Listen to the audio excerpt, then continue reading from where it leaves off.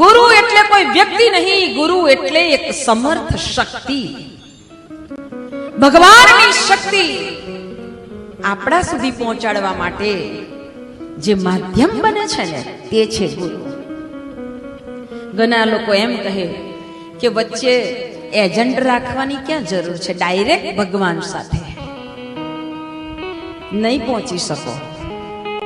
ભગવાન એટલે હેલોજન, 1000 વોલ્ટનો હેલોજન.